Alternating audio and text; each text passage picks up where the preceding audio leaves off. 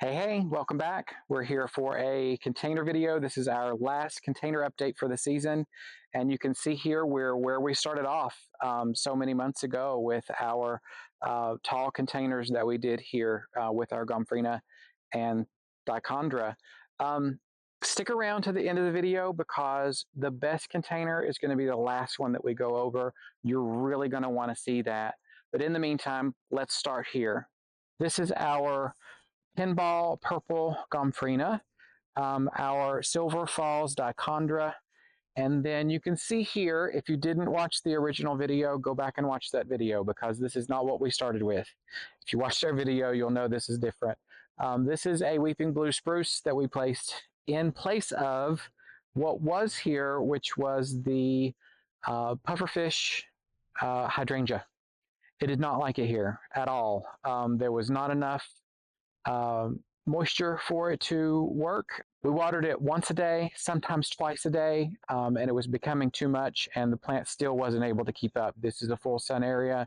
We have had no moisture from the sky over the summer this year. It's been a very dry year, so they just did not like it at all. So I took that out, put this one in its place, and the pufferfish is actually recovering in another container in the shade, and it's doing pretty well so far. So we'll replant that next year.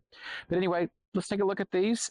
You can see here again, the Gomfrina has put on a tremendous amount of growth over the season, and this Dichondra has grown and grown and grown.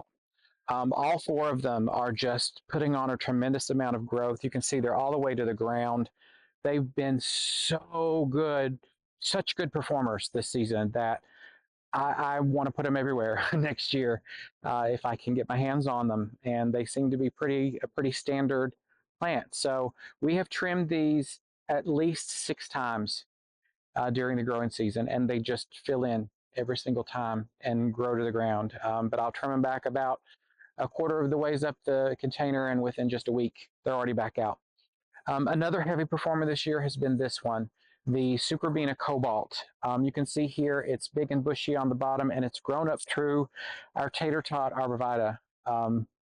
So this one's about to be pulled out and replaced because it's just getting a little out of control. In front, we have our Petunia Bordeaux. I have one of those on each side. An amazing performer as well. They've done really good throughout the season. You can see they're still putting on a little bit of color, but starting to kind of fizzle out a little bit. They're about done with their season. We're not fertilizing anymore, so they're about ready to wrap up the season, and we're going to replace these with some fall plants here soon.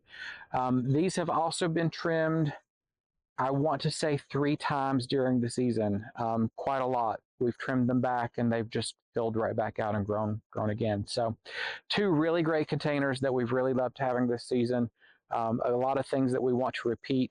I do have some seed for some white Gomfrina that we're going to try next year, and some white snapdragons as well. So with that, let's hop over to our next container, which is right across the driveway.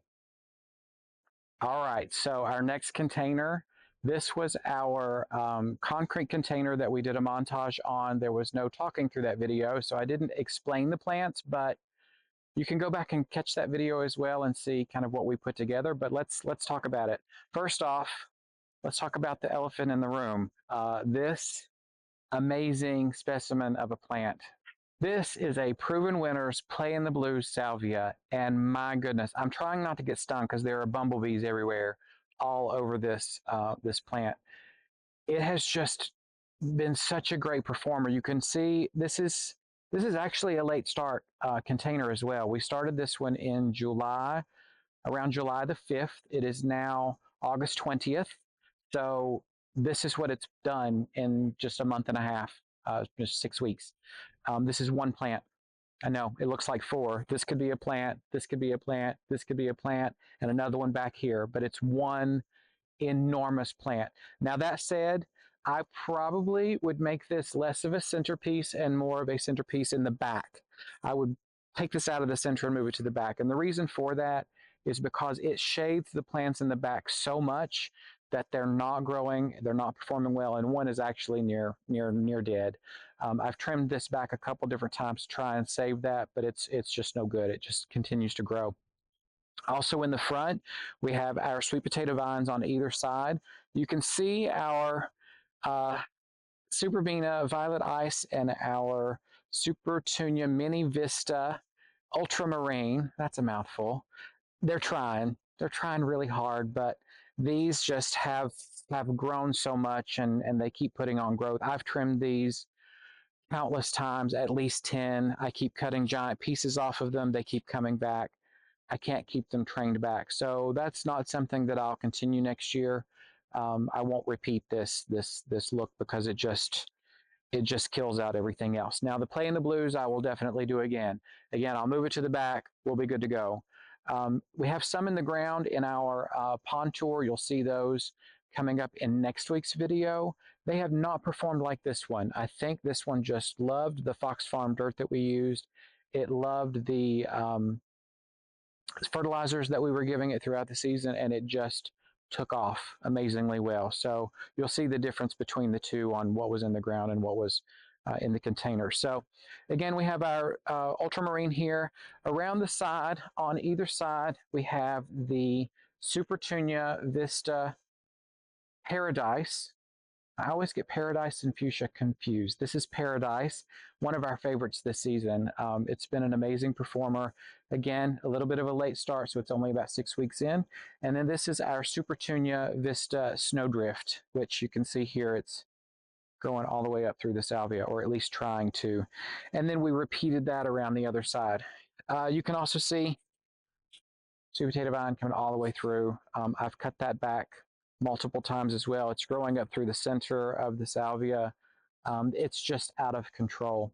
I suggest that if you want to use a sweet potato vine, don't have anything else that goes over the edge of the container, and expect that you're going to be trimming it a ton. So do be mindful of that. Now, this next one we didn't do on camera, but I just want to show you because it turned out so well, and that's our mailbox planter right here. This one, again, we didn't do on video. I just put it together because I was taking out some of the petunias that were in here, and I had some leftover plants, and this is what I got. This is a licorice helichrysum. Look at that, one plant. I have another one on the other side that's doing exactly the same. We have another Super Petunia Vista Paradise in the center, and I have two white snapdragons on either side. Now the snapdragons are powering down. They don't like the heat. They have been blooming throughout the season, and we'll try to pop up a picture of that if we can find one. The combination of these three plants was spectacular this entire year. The helichrysum did attract some spider mites. We've never had spider mites here before, but as I mentioned earlier in the video, it's been very dry, going weeks without rain, and the dust from our dirt road has just created a great atmosphere for them. I used preventative spray. I did a neem oil, and that just took care of the problem. So you can see they've recovered quite well. So a great combination that you may want to try next season. So with that, let's head to our last container, the one that I promised you was one of the best, up at the top of our driveway. So this is one of the best that we've had this season. You can see just from the front. Now this is not a great angle, but you can see the amount of plants and how they've grown in this container. Just from the sheer size, look at me. Look at this. It's an enormous ball of beautiful plants. Now, I had to move this. With the season changing, the sun shifting, they've been a little bit more in the shade where they were before. I moved them up here because this is where we could get them on the drip system. So they're a little bit crunched in, but I'm going to show you around here in the back in just a moment so you can actually see this big ball that it has created and the fireworks that this juncus grass has created inside. It's amazing, an amazing piece, and it's something that I think you'll want to repeat this recipe next season. If you like it, you should do it. So we have the Vista, Super Petunia Vista Silverberry, which is this whiter, more pink, and then the Super Petunia Vista Jazzberry, which is the more purple. And then in the middle is a blue juncus grass. This is not a Proven Winners variety. I think you can get blue mohawk from Proven Winners that does exactly the same thing. This was an off variety, a black cam variety at our local garden center. So with that, I want you to come on around here to the side, and I want you to see the growth that these have put on this season. So you can see the amount of growth that these have done this season alone. Big, beautiful ball of flowers. This is 4 Supertunias. So we have 2 of the jazzberry and 2 of the silverberry, just alternated on either side. If you didn't see the video of where we put this together, you can do that. We'll link that in the video description below so that you can actually see us putting this together. But look at this. Look at the amount of growth. These have had consistent water. They get watered every single day on our drip system. When it's rainy, we do about every other day. Depending on your climate, you're going to want to adjust that. These have been trimmed 1 time throughout the growing season, and they've been fertilized once a week for the last 2 months. I actually backed off on the fertilizer about probably 3 weeks ago, so they haven't been fertilized in about 3 weeks, and you can still see they're loaded with blooms. They're an amazing performer. These Supertunias are the best out there, so you need to get them. If you haven't tried Proven Winners varieties of petunias, then you need to do that because they're amazing varieties. So we hope you've enjoyed our video today. We do want to let you know we're changing our format just a little bit. We're adding an extra video per week that's going to be around shopping and Christmas decorating as well. We have a lot of those coming out, so we're going to do those on Fridays and continue with our gardening every Wednesday. So if you haven't already, please give us a subscribe. We would greatly appreciate it. And also look for a name change, Garden Central, because we're adding in those shopping, we're going to actually look to change our name. I think we're going to go with Michael and Michael since it's 2 Michaels working here. But anyway, look for that. Don't be discouraged if you see our name change. It's still us, and we're still putting out the same content. So with that, we hope you enjoyed our video today, and we'll see you in the next one. Bye.